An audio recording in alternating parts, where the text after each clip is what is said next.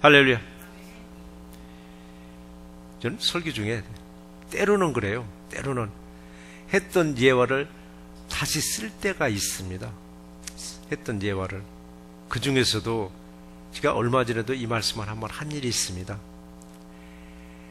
하고 싶은 일과 해야 할 일이 있다라고 제가 강조를 한 일이 있습니다. 하고 싶은 일과 해야 할 일. 하고 싶은 일은 무언가, 그러니까 내가 좋아하는 일들입니다. 내가 좋아하는 일들. 이건 취미생활. 그리고 해야 할 일은 뭐냐고요? 해야 할 일. 이건 생명에 관한 믿음 생활입니다. 그리고 생업에 관계된 일터이기도 합니다. 하고 싶은 일과 해야 할 일이 비슷한 것 같지만서도 전혀 다르면서도 또 함께 연결되기도 한 것이 하고 싶은 일과 해야 할 일들입니다. 제 설교를 은혜롭게 잘 들으시는 분들은 기억력이 좋으셔가지고 그때 저 아마 설교 아마 하신 것 같은데 라고 기억하시는 분들이 계실 수도 있어요. 보약도 그렇더라고요. 보약도, 좋은 보약은 제탕 3탕에도 약발이 잘 있어요. 그러니까 우리가 제가 똑같이 같은 말을 또 꺼내들었더라도 똑같은 말이네 하지 말고 그래도 그 말이 참 은혜스러운 말이다라고 여기실 때 여러분 큰 보약처럼 여길 줄 믿습니다. 자, 우리 하고 싶은 일들. 하고 싶은 일이 뭐예요? 내 좋아하는 일들이에요. 오늘 좋아하는 일들을, 하고 싶은 일들을 하기 위해서 정말 많은 사람들이 더 멀리 아틀란타를 벗어나기도 했습니다. 이건 분명히 하고 싶은 일이잖아요. 내가 좋아하는 일이고 결국 주일에 해서 될 안 일들이잖아요. 이건 해야 할 일이 아니잖아요. 분명히 이건 내가 하고 싶은 일, 좋아하는 일들입니다. 그런 반면에 내가 하고 싶은 일이 아니라 해야 할 일들이 또 있습니다. 해야 할 일들 때문에 하고 싶은 일들, 좋아하는 일들을 밀어놓은 경우가 있습니다. 이게 어느 분들인가 했더니 연휴에 상관없이 일터에서 일하실 분들, 그리고 하나님이 찾고자 할 때 주님 저 여기 있어요 하고 예배자로 참석하신 분들, 오늘 하나님이 찾고 하나님을 기쁘게 하기 위해서 예배 드리러 오는 예배자들에게 한없는 은혜와 축복을 부어주실 줄 믿습니다. 사람들이 말씀하시더라고요. 연세 드실수록 젊었어도는 그렇게 하고 싶은 일이 많고 정말 좋아하는 일을 마음껏 하고 싶었는데 나이가 들면 들수록 하고 싶은 일도 점점점 줄어들더라고. 그럼 하고 싶은 일들이 줄어들면은 해야 할 일을 더 열심히 하는가 했더니 또 그렇지도 못하다고 말씀하시더라고요. 젊었을 때는 내 생에 정말 이런 일을 꼭 하고 싶다고, 그 영화에 나온 것처럼 버킷리스트처럼 인생의 종말을 맞아가지고 한 10가지를 꼭 하고 싶다고, 젊어서도 하고 싶은 게 얼마나 많았느냐고요. 근데 나이와 함께 그게 점점점 줄어들더랍니다. 그럼 그게 줄어들었으면 해야 할 일을 더 열심히 해야 되는데 또 그렇지도 못하다고 그래요. 왜 그렇지 못한가 했더니 건강이 또 뒷받침을 못 해준다고 그러더라고요. 그래서 여러분, 건강할 때 해야 할 일, 생명에 관한 믿음 생활 열심히 하는 우리 새롭게 되시기를 주의 이름으로 축원합니다. 그래요. 세월이 갈수록 내가 나이가 먹어가더라도 우리 새날교만큼은 내가 하고 싶은 일들, 내가 좋아하는 일보다는 해야 할 일에 더 열심을 내서 하나님이 기뻐하시고 하나님이 찾는 참된 예배자가 되시기를 주의 이름으로 축원합니다. 오늘 하나님이 주시는 말씀이 두 가지가 있는데 첫 번째 말씀이 뭔가 했더니 예수의 좋은 군사는 훈련을 받으라라고 했습니다. 훈련을 받으라라고. 훈련받지 않은 군사는 없습니다. 근데 훈련받은 군인과 훈련받지 않은 군인을 비교해 보면 평상시에는 똑같아 보입니다. 똑같이 군복 입혀놨으니까 똑같아 보여요. 그런데 갑작스럽게 위급한 상황을 맞이했을 경우 전혀 다른 모습이 딱 나오더라고요. 훈련받은 모습이 늘 습관이 돼서 내 몸에 배어 있는 사람은 훈련받은 대로 어떤 위기 있어도 똑같이 행동을 하다 보니까 살아남아요. 그래서 우리는 훈련을 왜 받아야 되는가? 훈련 받는 것은 남을 위해서 받는 게 아니더라고요. 훈련 받는 것은 내가 살아남기 위해서 내가 받아야 됩니다. 훈련 받는 것은. 근데 겉모양은 똑같을지라도, 겉모양은 똑같은 군인일지라도 전혀 훈련을 받지 않은 사람이 위급한 경우에는 딱 표가 나는 거예요. 어떤 표가 나는가 했더니 우왕좌왕 하는 거 막 이리 뛰고 저리 뛰고 혼자 바쁘기만 할 뿐이지 결국 살아남지도 못하더라고요. 얼마 전에 한국 뉴스를 보는데 두 가지 장면을 보여주더라고요. 무슨 장면이냐, 민방위 훈련받는 모습을 보여주는데 일본의 모습과 우리들의 모습을 보여주더라고요.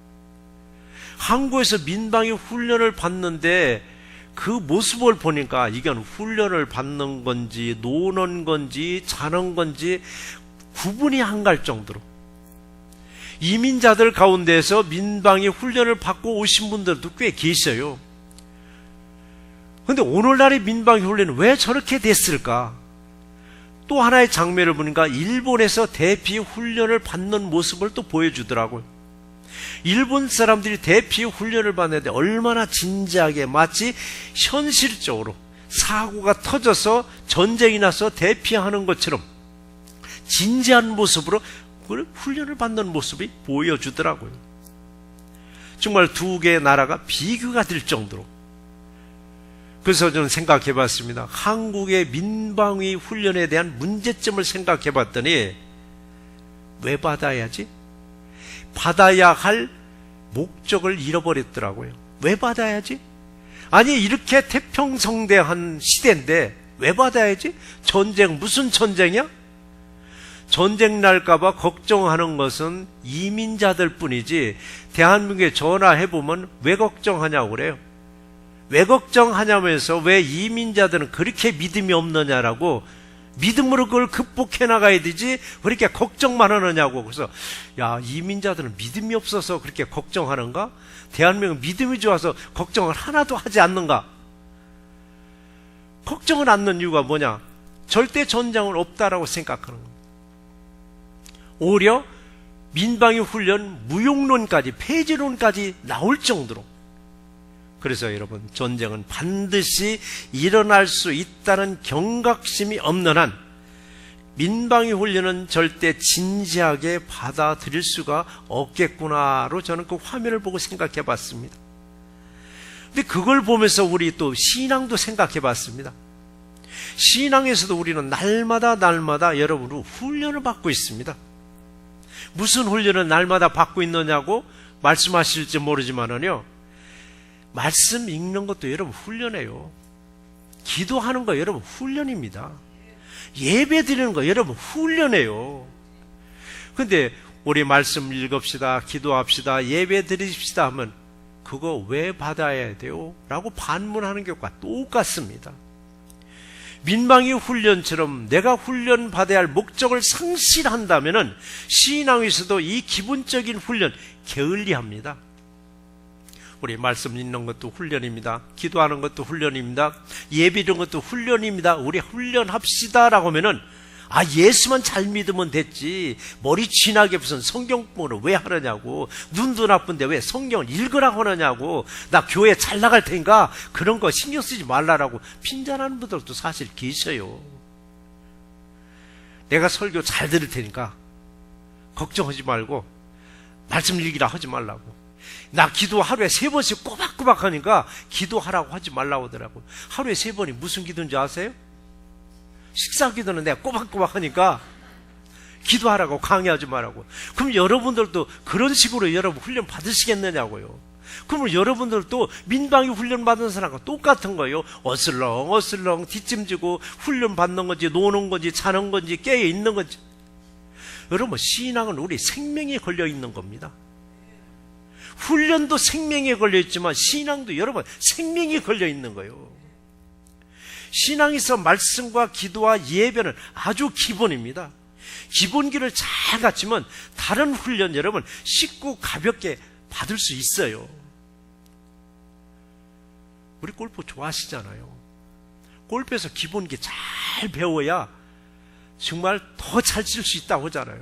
어느 운동이든 기본기가 엉망인 사람이 그 다음 단계 못 넘어가듯이 우리 신앙도 마찬가지요. 가장 기본 되는 거, 이 훈련 여러분 열심히 하셔서 어떤 위기에서도 여러분 극복할 수 있는 우리 새날교회 되시기를 주의 이름으로 축원합니다.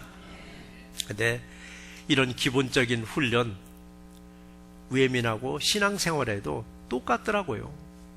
군인들이 훈련받은 잘 받은 군인이나 안 받은 군인이나 군복 입혀놓으면 똑같아요. 우리도 똑같아요. 옆에 성경책 끼고 교회 가면 다 크리스찬인가 보다 똑같이 봐요. 신앙에서도 기본 훈련을 잘 받은 사람이나 전혀 받지 않은 사람이나 똑같아 보이는데 어쩌면 훈련받지 않은 사람이 더 멋있어 보여요. 말도 더 잘하고 아주 더 근사하게 보이는데, 그런데 여러분 삶에서는 항상 뒤에 따라다니는 위기가 있더라고요. 삶에서 위기를 만났을 때 신앙생활 훈련을 잘한 사람이나 신앙생활에서 훈련을 전혀 안 받은 사람의 거기서 또 똑같은 현상이 나옵니다. 삶에서 위기가 딱 내게 닥쳤을 때 기본이 잘 갖춰진 사람은 그 위기를 뭘로 바꿔요? 승리로 바꿔버리더라고요. 기회로 바꿔버리더라고요. 그런데 이 기본기가 전혀 없는 사람한테는 위기가 오면 주저앉아 버려요. 나 예수 믿었더니 더 이상한 것만 온다고, 예수 믿었더니 더 어려움만 닥친다고 주저앉아 버리는 거예요, 여러분. 그래서 우리가 삶의 위기를 만났을 때 바짝 엎드리고 하나님을 찾는가, 오히려 세상으로 더 뛰어다니면서 세상적으로 해결하려고 다니는가, 여기서부터 훈련 받았느냐 안 받았느냐가 딱 나오더라고요. 우리 새날교에서도 새벽에 훈련받는 코스 하나 있습니다. 4개주로 편성됐습니다. 한 개주에 5명이에요. 그러면 20명이잖아요. 매일같이 돌아가면서 새벽 예배 말씀 읽기 인도를 해요. 뭐 저 정도 가지고 무슨 훈련이냐라고 우습게 여길지 모르지만은 새벽 예배를 준비하기 위해서 찬송가 선곡해야 되지, 가서 찬송가 선창해야 되지, 말씀을 인도하는데 2, 3분이 아닙니다. 20분 이상을 앞에 나가서 말씀 인도해야 되는 거예요. 이거 어느 분은요 밤잠 설친다 하더라고. 그때만 되면 밤잠 설칠 테니까 제발 토요일날 배정 좀 해달라고 하는 분도 있더라고요. 밤잠을 설치고 새벽 예배 드리고 세상이라서 일을 하니까 비몽사몽간이더라고. 그래도 훈련이니까 극복하시라고, 훈련이니까 극복하시라고, 훈련은 정해진 기간이 있으니까 극복하시라고. 별스럽지 않게 보일지라도 여러분 이 새벽 예배의 그 훈련이 강한 훈련으로 여기세요. 나중에 더 큰 일을 감당할 수 있는 예수의 좋은 군사로 세워줄 줄 믿습니다. 오늘 3절의 기록을 보니까 이렇게 말씀을 주셨습니다. 너는 예수 그리스도의 좋은 병사로 나와 함께 고난을 받으라. 예수 그리스도의 좋은 병사까지는 참 좋은데 나와 함께 고난을 받으라고요. 고난이 나오더라고. 여기서 보면 너는 이라고 있더라고요. 너는 예수 그리스도의 좋은 병사인데 너는 누구를 말하니까 여러분 한 분 한 분을 말하고 있습니다. 여러분 한 분 한 분. 그러니까 여러분은 예수의 좋은 군사가 되기 위해서 나와 함께, 여기서 나와 함께라는 것은 2가지 의미로 보세요. 제가 확실하게 말씀드릴게요. 이 편지 내용을 보셔야 돼요. 이 편지는 바울이 감옥에서 디모데에게 개인적으로 보낸 편지입니다. 여기서 나와 함께 고난을 받으라는 것은 바울과 함께 디모데 너도 고난을 받으라는 얘기고, 또 하나는 예수와 함께 고난을 받으라는 의미도 여러분 여기에 포함되어 있습니다. 그래서 여러분 고난이 뭐냐? 훈련이더라고요. 여러분 훈련. 그래서 여러분 고난이 오면은 울상짓지 말고 기뻐하라고 했습니다. 고난이 오면 내게 무익이 아니라 고난은 내게 유익이라고 성경은 말하고 있습니다. 그래서 고난이 올 때 여러분 이렇게 생각했어요. 아, 나를 훈련시키는구나. 나를 훈련시키는구나라고 여러분 감사한 마음으로 받아들이시기 바랍니다. 고난을 유익으로 받아들일 때 고난을 통해서 예수의 군사로 아름답게 아주 튼튼하게 다듬어 가고 있습니다. 어떤 강한 훈련도 여러분 잘 극복하시고 예수의 좋은 군사로 어떤 일이든 승리하시기를 주의 이름으로 축원합니다. 예수의 좋은 군사는 훈련을 통해서, 두 번째는 병사를 모집한 하나님을 기쁘게 하는 사람들입니다. 하나님을 기쁘게 하는 사람들, 여러분들은 하나님을 기쁘게 하는 사람들인 줄 믿습니다. 정말이죠, 여러분? 갈라디아서 1장 10절에서 이 말씀이 있습니다. 이제 내가 사람들에게 좋게 하랴, 사람들에게 기쁨을 구하랴 라고 했습니다. 어느 때는 사람들에게 기쁨을 주려고 열심히 노력할 때가 있습니다. 우리 어린아이들은 엄마나 아빠한테 기쁨을 주려고 어린아이들이 얼마나 애쓰냐고요. 그 어린아이들이 엄마 아빠의 기쁨을 주면 엄마 아빠는 세상 다 얻은 것처럼 그 아이를 놓고 어쩔 줄을 모르잖아요. 하나님도 똑같아요. 하나님께 여러분 기쁨을 주시면은 하나님도 여러분을 보고 어찌할 바를 모르요. 이뻐가지고 무엇을 더 줄까, 뭐를 더 줄까.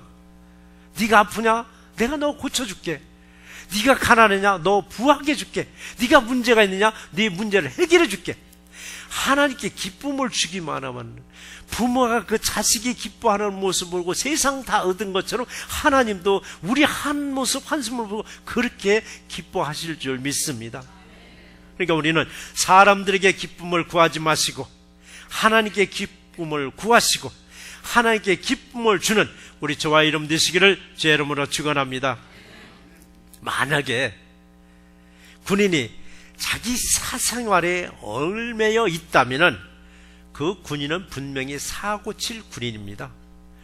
군인은 군인으로서의 본분이 있어요. 영내 안에서 활동을 해야 되는데 자기 생생활 때문에 자꾸 영 밖으로 나오게 되면 결국은 사고 치더라고요.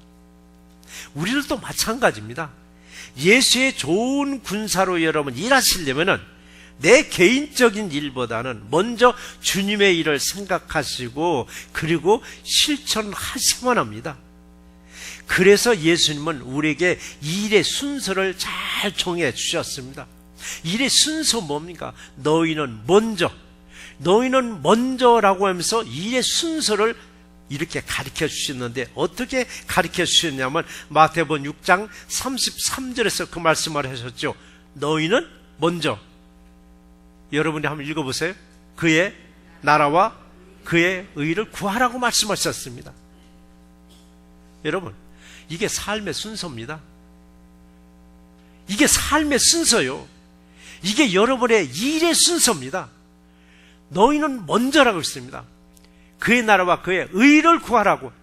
어떤 일을 할지라도 너희는 먼저, 어떤 환경에서도 너희는 먼저 그 의와 나라를 구하라고 말씀하셨습니다. 근데 이 순서대로 하면은 하나님이 해결해 주십니다. 근데 이 순서를 자꾸 놓치는 겁니다. 이 순서가 자꾸 바뀌어버리는 거, 거꾸로 바뀌어버리는 거예요. 거꾸로 바뀌다 보니까 우리를 모집한 하나님을 기쁘게 하는 것이 아니라 우리를 모집한 하나님께 근심거리가 되는 군인이 되어버리더라고요. 나는 하나님께 기쁨을 주는 군인인가? 나는 하나님께 근심거리가 되는 군인인가? 부모가 자식이 여럿이 있으면은 그 자식들 중에는 분명히 하나쯤은 부모에게 근심거리가 되는 자식도 있을 수도 있습니다. 그럼 부모가 근심거리 되는 그 자식을 버리느냐고요? 더 다독거리더라고. 더 애써 그냥 안쓰럽게 여기더라고요. 하나님도 마찬가지요. 우리가 하나님께 기쁨을 못 주고 하나님께 근심거리가 된다고 하나님이 우리 손을 놓느냐? 안 놓더라고요. 더 붙잡고 계시더라고요. 더 붙잡고 계셔서 하나님께 기쁨을 줄 수 있도록 바꿔주시고자 하시더라고요. 우리는 하나님께 근심거리가 되지 않는 우리 새날교회 되시기를 주의 이름으로 축원합니다. 근심의 반대말이 뭐예요? 기쁨이더라고요. 기쁨을 우리 성경에서 보면 한번 옛날 성경에 보면 희락이라고 했더라고요. 희락은 두 가지를 합쳐버렸더라고요. 기쁨과 즐거움을 합쳐버렸더라고요. 기쁨도 그래요. 기분 좋을 때만 기뻐하라가 아니더라고요. 성경에서 말씀하셨죠. 항상 기뻐하라고 했잖아요. 항상 기뻐하기 위해서는 내 마음에서 기쁨이 샘솟도록 퐁퐁퐁 좀 솟아나와야 항상 기뻐해요. 근데 뭔가 얻었을 때만 기뻐하고 뭔가 놓쳤을 때는 기분이 나쁘다면 항상 기뻐하는 게 아니잖아요. 기쁨이 샘솟듯 여러 번 솟아나오니까 뭐가 돼요? 쉬지 않고 기도가 이어지더라고요. 기도도 그래요. 항상 기뻐할 때 기도로 연결되더라고요. 쉬지 않고 기도하는 삶이 이어지고 이 기쁨이 내게서 샘솟듯 솟아나오니까 그 다음에 범사라고 있잖아요. 범사의 감사가 연결돼 버리더라고요. 그래서 기쁨이 있으면은 여러분 쉬지 않고 기도하게 되고 기도할 때 내가 뭐가 이제 감사한 마음을 주시더라고. 이렇게 감사한 마음으로 연결될 때 내 안에는 내가 있지 않냐고 누가 있어요? 예수 그리스도가 계신다라고 갈라디아서 2장 20절에서 말씀하셨더라고. 이제는 내가 사는 것이 아니요 오직 내 안에 그리스도께서 사시는 것이더라 라고 했습니다.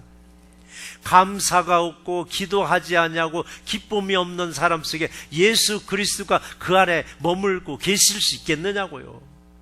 항상 여러분 기쁨을 통해서 기도하시고 감사할 때 내 안에 내가 사는 것이 아니라 예수 그리스도가 계시는 우리 새날교회 되시기를 주의 이름으로 축원합니다. 네, 그렇다면은 어떻게 해야 항상 기쁨이 내게서 이렇게 솟아나올 수 있겠는가 했더니 요한복음 16장 24절에서 이 말씀을 주셨습니다. 지금까지는 너희가 내 이름으로 아무것도 구하지 아니하였으나 구하라 그리하면 받으리니 너희 기쁨이 충만하리라 라고 말씀하셨습니다. 구하라고 했더라고요. 구하라고. 여러분 구하긴 매일 구하죠. 날마다 주시옵소서라고 구하잖아요. 그런데 여기서 보시니까 지금까지는 너희가 내 이름으로 구하지 아니했으니까 이제는 구하라고 했더라고요. 그래야만 받으리라라고 했는데 여러분 무엇을 구할 것인가? 지금도 주님이 여러분에게 딱 나타나서 너는 내게 구해보라. 내가 너에게 다 주리라라고 할 때 여러분 제일 먼저 뭐를 구하시겠어요? 돈 떨어졌으니까 돈 달라고 구하시겠어요? 짭이 만땅치라는 게 좋은 짭을 달라고 구하시겠어요? 비즈니스가 여름 형편이 안 좋게 비즈니스 팡팡 돌아가게 해달라고 구하시겠어요? 너희는 먼저라고 한 것을 여러분 기억하시기 바랍니다. 구할 때도 너희는 먼저 나라와 의를 구하시기 바랍니다.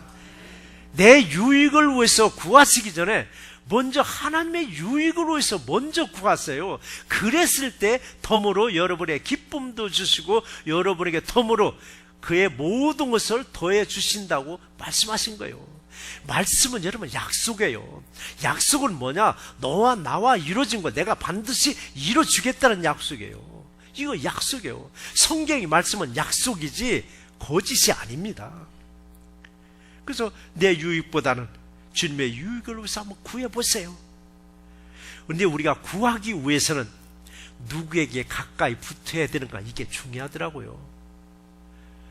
주님께 구하려면 주님께 가까이 붙어야 돼요. 근데 주님하고는 점점 멀리서 구하는 거예요. 주님 주시려면 주고 말란 말하고. 그리고 어딜 붙는가 했더니 세상에 붙어버리고 사람에 붙어버리고 물질에 붙어버리더라고요. 그러나 저와 여러분들은 구하기 전에 먼저 하나님께 가까이 하시기 바랍니다. 하나님 가까이 하는 자가 복이 있느니라고 시편 73편 28절에서 말씀하시기를 하나님께 가까이 함이 내게 복이라 라고 말씀하셨더라고요. 하나님께 가까이 함이 너에게 복이 아니라 내게 복이라고 있더라고요. 우리나라 말은요, 토시 하나가 참 엉뚱한 말이 나옵니다. 내게가 아니라 내게. 하나님께 가까이 했더니 내게 복이 아니라 내게 복이 있으리라고 말씀하셨습니다. 여러분, 항상 하나님께 가까이 계셔서 하나님을 기쁘게 하시고 하나님의 예비하신 축복을 마음껏 받아 누리시기를 주의 이름으로 축원합니다. 하나님께 가까이 있다는 것은 하나님을 기쁘게 하는 사람들입니다.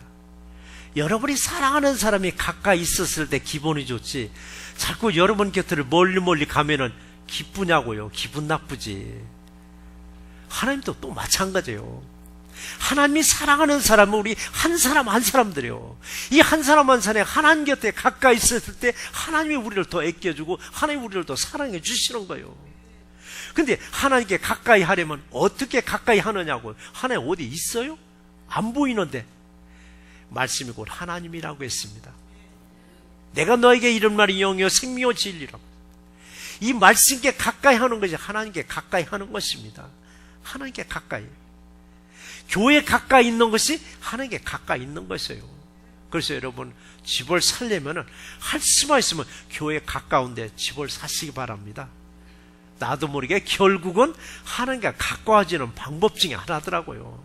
멀리 가지 마시고 무슨 일이 있을지라도 우리는 하나님께 가까이 하는 사람은 순서를 딱 정합니다. 너희는 먼저 왜 나라와 의를 구하라고 말씀하셨잖아요. 예수님의 말씀대로 순서대로 살아가는 거예요. 순서대로 살아가라고 분명히 우리에게 순서를 정해줬는데 그걸 잊어버리지 마시고 먼저 그의 나라와 그의 의를 앞세우시기 바랍니다. 이런 생활이 내가 몸에 딱 배어져 있어야 돼요. 이게 훈련이더라고요. 몸에 배어져 있는 거. 훈련 잘 받은 사람들, 운동 잘하는 사람들 보세요. 기본기가 너무 잘 갖춰 있으니까 강도가 오더라도 자기 기본기로 극복하고 넘어가는 거예요. 기본기가 없으니까 강도 오면 그냥 주저앉아 버리잖아요. 싸움 벌어질 때. 우리가 기본기가 몸에 잘 배어 있었을 때 4절 상반절에 이렇게 말씀하셨습니다. 병사로 복무하는 자는 자기 생활에 얽매이는 자가 하나도 없나니라고 했습니다. 하나도 없다라고 했습니다. 이게 하나님은 몇몇은 잘하고 몇몇은 못하는 것이 아니라 다를 원하십니다. 다 하나도 없나니. 나를 부르신 하나님을 위해서 일을 할 때 나를 부르신 하나님을 기쁘게 하는 군사가 돼야 됩니다. 그래서요, 하나님이 모집해서 부름받은 성도는 세상에 어둠을 끼치는 것이 아니라 세상의 빛과 소금의 역할을 감당하셔야만 합니다. 하나님이 모집해서 부름받은 성도는 즐길 곳을 찾지 않냐고 섬길 곳을 찾아야만 합니다.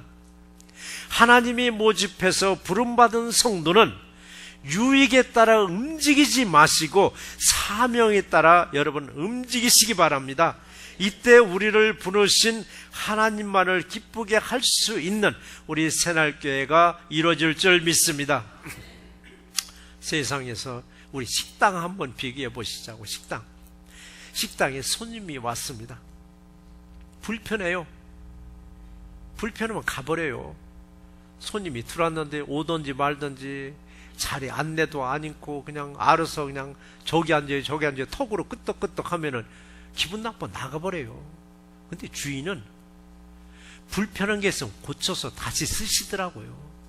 주인은 다시 쓰는 거예요. 식당에 손님이 와서 보기에 유익이 없죠? 한 번은 먹고 다시는 안 와요. 근데 가족들은 유익이 없어서 다시 와서 함께 가더라고요. 손님은 자기가 원하는 자리만 고집합니다. 좋은 식당에 예약할 때 어느 자리 꼭 지정하는 분도 있어요. 나 그 자리에 앉고 싶다라고. 그러나 주인은 내 자리를 고집하지 않냐고 이웃들에게 자리를 양보합니다. 자, 다시 내가 왜 자리까지 나왔는가? 새날교회 2부 예배 때 오늘은 자리가 솔솔 좀 비어있지만은 평상시 2부 예배 때 자리 다툼하는 것을 여기서 간간히 눈에 띄더라고요. 자리 다툼하는 거. 언젠가부터 보니까 내가 앉는 자리에 다른 사람이 앉으면은 딱 서가지고 비켜라는 식이더라고. 아래에 이렇게 훑어보더라고요. 눈치 없이 딱 앉아있으면 그냥 다른 데를 가는데 그냥 떨어보게 가는 것 같아요. 어느 때를 보면 옆에다 또 자리가 비어 있는데 앉으려면 여기 자리 있어요 하고 늦게 올 자기 친한 사람의 자리까지도 확보하더라고요. 남이 얘기인 줄 알았는데 여러분은 생각하셔야 됩니다. 남이 얘기인 줄 알았더니 우리 교회도 언젠가부터 이렇게 돼가는구나 라고 했어요.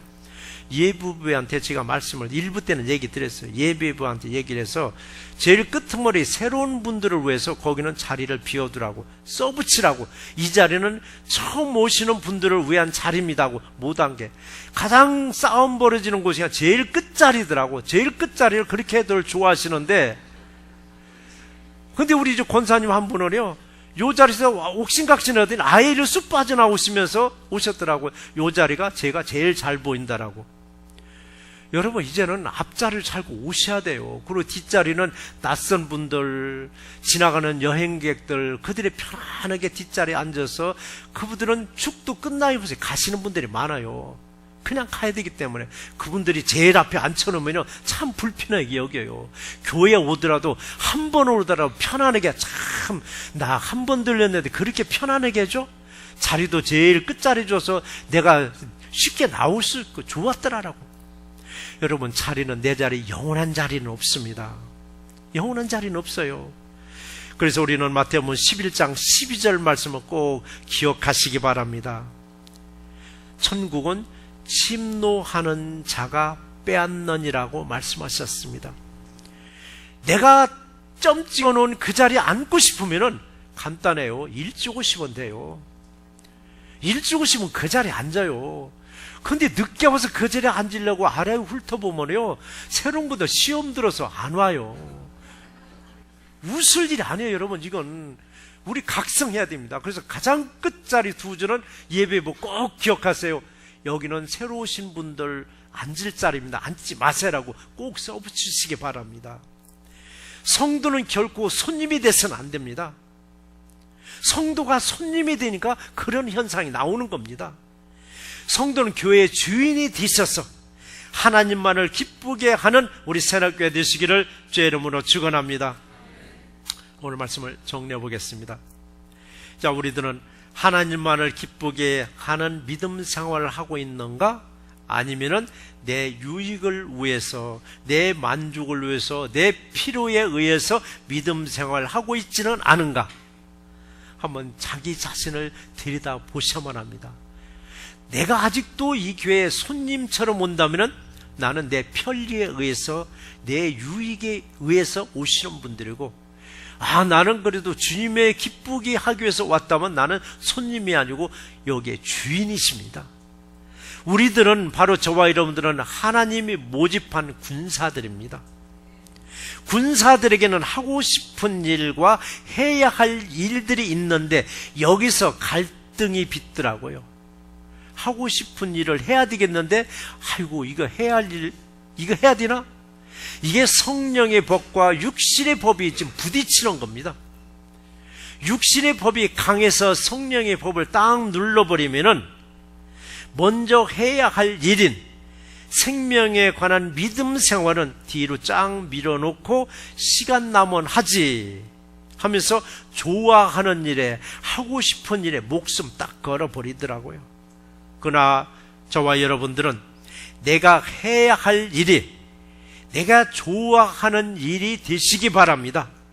그래야 우리는 하나님을 기쁘게 하는 예수 그리스도의 군사가 될 수 있습니다. 군사는 먼저 그의 나라와 의를 구하라고 했습니다. 의를 구하고 말씀을 구하고 나라를 구하는 저와 여러분이 되셔서 우리를 모집한 하나님만을 기쁘게 하는 우리 새날교회 되시기를 주의 이름으로 축원합니다.